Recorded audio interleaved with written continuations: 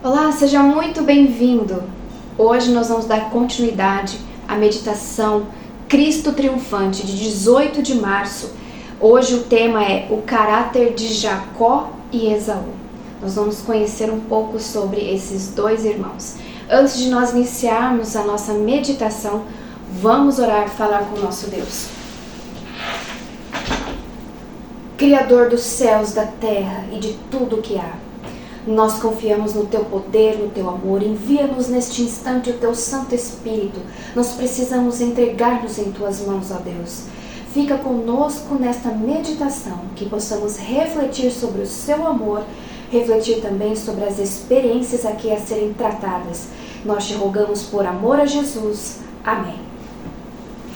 Vamos então ler a meditação Cristo Triunfante. Nós vamos ler aqui no aplicativo. Se você também não tem essa meditação, você pode ler no aplicativo pelo celular, ok? Gênesis 25, verso 23. Um povo será mais forte que o outro, e o mais velho servirá ao mais moço.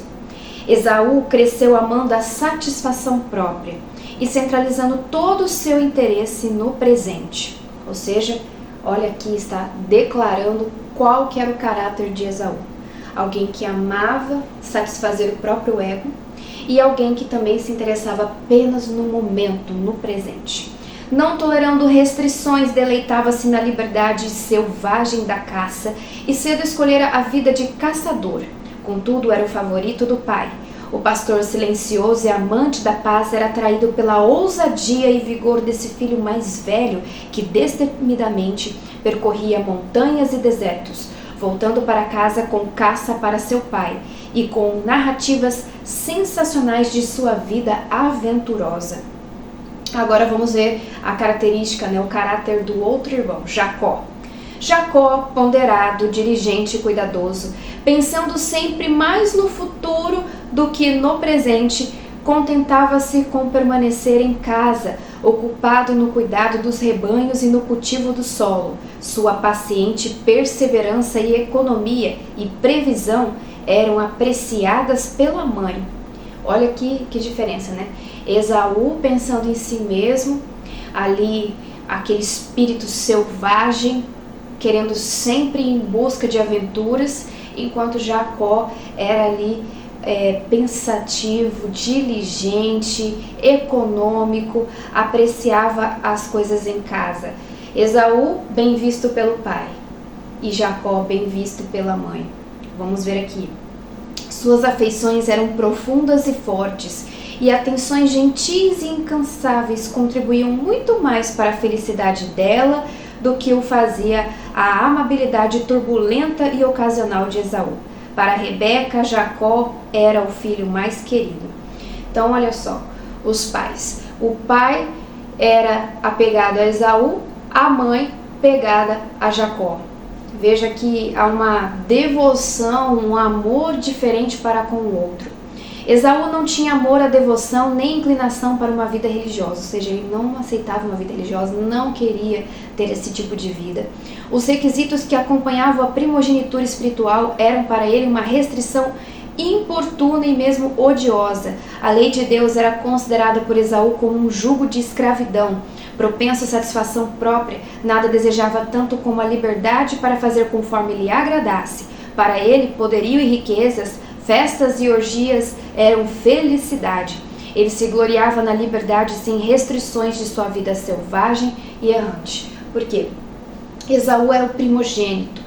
E ele não queria a primogenitura, porque a primogenitura vinha com bênçãos espirituais. Ele tinha que seguir ali a religião do seu pai e de sua mãe. Ele tinha que seguir as regras da primogenitura. Ele seria o sacerdote do lar, vamos assim dizer. Ele que seria o guia de toda a família na parte espiritual. Mas ele não queria nada disso. Ele queria liberdade, ele queria orgia, ele queria festa.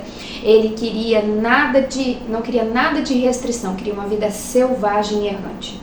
Jacó soubera por sua mãe da indicação divina de que a primogenitura lhe recairia. Por quê? Porque o anjo tinha falado para ela que Jacó dominaria, que Jacó teria a primogenitura.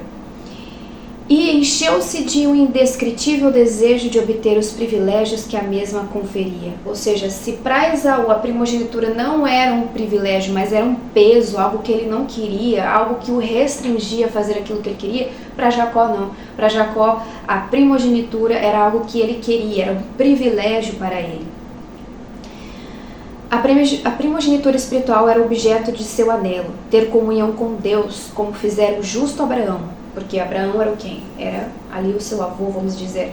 Ele é aquele chamado pai da fé, e com certeza os pais contaram-lhes as histórias de seu antepassado. E eles com certeza devem ter sabido de muitas coisas maravilhosas que Deus fez, e principalmente, né, por seu pai Isaac, quando ali Abraão foi provado e Deus então interviu e fez toda aquela obra maravilhosa, mostrando e provando a fé de Abraão. Então eles conheciam a história desde o princípio. Então eles queriam, aqui Jacó queria na verdade fazer como o justo Abraão, oferecer sacrifício expiatório por sua família, ser o pai do povo escolhido e do Messias prometido, herdar a posse imortal que estava compreendida nas bênçãos do concerto.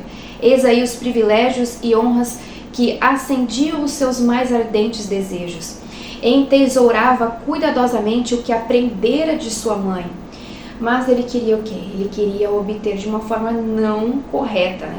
Dia e noite o assunto lhe ocupava os pensamentos até que se tornou o interesse absorvente de sua vida. Acreditava que a promessa relativa a si não se poderia cumprir enquanto Esaú retivesse os direitos de primogênito, e procurava constantemente descobrir um meio pelo qual pudesse conseguir a bênção, que em tão pouca conta era tida por seu irmão, mas que para ele era tão preciosa. A nossa meditação de hoje ela está falando um pouco sobre o caráter de Esaú e Jacó. Nós vemos aqui que Jacó, ele almejava as bênçãos de Deus, ele almejava ser como seu avô Abraão, ele almejava ser ali o sacerdote, oferecer também sacrifícios a Deus. Ele ali pensava nessas possibilidades, nesse direito. Esse direito para ele era algo inestimável, enquanto que para seu irmão era uma carga, um peso. Mas ele aqui estava tentando obter a primogenitura por sua própria força. Como seu avô Abraão, ele também negligenciou nesse momento a fé, deixou de confiar em Deus. Deus daria para ele no momento certo a primogenitura. E amanhã nós vamos então estudar na meditação a continuação dessa história, onde nós vamos estudar sobre vendendo a primogenitura. Vamos orar?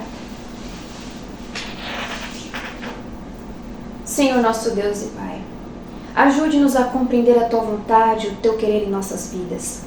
Ajude-nos também, ó Pai, a confiarmos em Ti.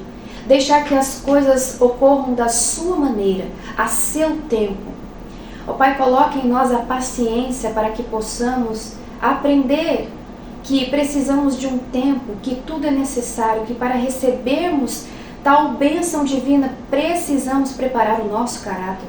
Precisamos preparar a nossa vida. Ajude-nos, ó Deus, neste dia a prepararmos a nossa vida para termos um encontro contigo. Em nome de Jesus que nós clamamos. Amém. E eu espero você até o nosso próximo encontro. Até lá!